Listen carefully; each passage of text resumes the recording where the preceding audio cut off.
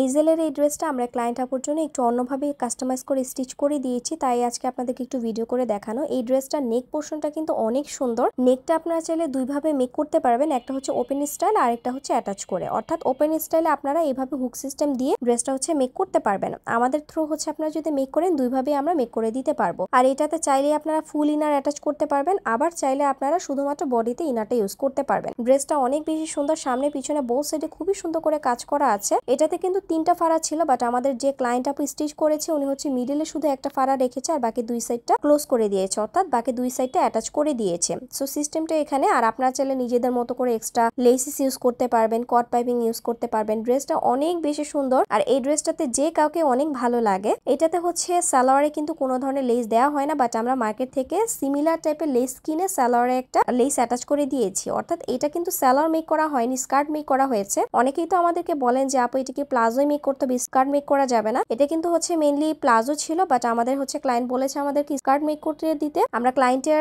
Recommend অনুযায়ী কিন্তু এটা স্কার্ট মেক করে দিয়েছি। খুবই সুন্দর একটা ড্রেস এটা। আপনারা যে কেউ ঈদের জন্য যে কোনো ফাংশনের জন্য ইজিলি এটা নিতে পারবেন। আর এটা মেকিংটা কিন্তু খুবই ইজি, আপনারা নিজেদের মতো করে কাস্টমাইজ করে হচ্ছে মেক করে নিতে পারবেন। আর বাকি এক্সট্রা যে এক্সেসরিজ বা লেসেস মার্কেট থেকে কিনে আপনারা যদি মেক করেন তখন দেখতে আরো বেশি ভালো লাগবে।